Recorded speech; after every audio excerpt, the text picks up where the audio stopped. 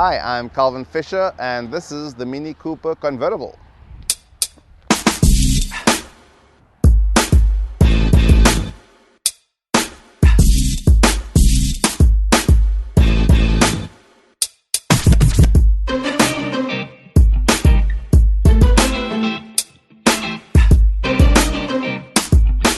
Oh, you got this other camera. I was thinking there's only one camera. Now I get it. There's the Mini, there's the camera. Everything makes sense now. Well, I'm Calvin, obviously. No, let's start again. As a motoring journalist, you get a couple of, let's call them privileges.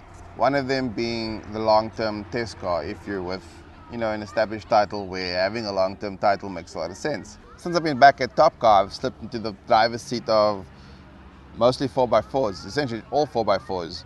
Your Toyota Land Cruisers, VW Touareg, and my most recent one, a Hilux 4x4 2.8 diesel. In fact, they've all been diesel. So it's quite a departure for me to get from something as big and capable as that into something as wee and tiny as our teal torpedo, the Mini Cooper convertible. And amidst the chuckles and so on from my colleagues, there emerged a bit of a backstory that I realized I hadn't really shared with anyone before. And it's kind of why, for me, this Mini has gone full circle. Well, I've gone full circle now that I've got this Mini in my garage. So when I was 15 years old, I bought my first car. It was a green Mini Cooper, and I bought it from my sister for 50 Rand at the time. And I eventually fixed it up and got it going and took it for, tiny little test drives here and there around Athlone, until I was confident it was a driving car. At my age, I didn't really know if I was capable of making that call, but there I was with my Mini Cooper. And let's just say that my interest in cars was on the back burner in lieu of my interest in video games and computers and graphics and that sort of thing. So I made the very odd decision at my tender age to swap my Mini Cooper for a IBM compatible XT computer with a paperwhite monitor. And this is way before the days of Gumtree. This is year-old classified section in the newspaper. That became my path to the life I live now. I got into graphic design.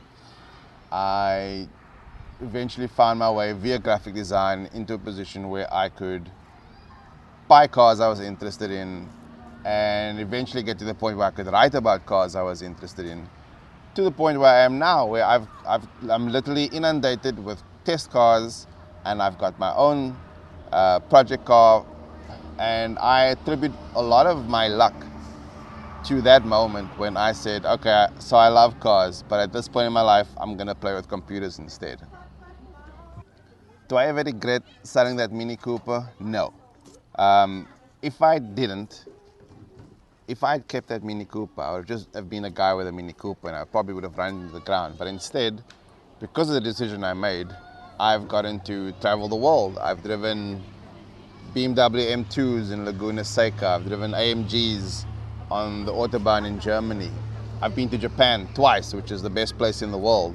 So it's not the normal kind of path of petrol it takes, but it's been one that's been incredibly fortunate. So yeah, ultimately I don't regret it, and I look back at that Mini Cooper quite fondly. This coffee is amazing. I guess if there was any lesson I'd like to impart, it's the fact that a lot of decisions you're going to make in your life won't seem like the right idea at the time. Or maybe they do and later on you regret it. Just commit, just keep going. And hopefully, one day you'll come full circle and you'll look back and you'll think, actually, yeah, that was the right thing to do at the time. And that's me, Calvin Fisher, editor of Top Car, and that's my story.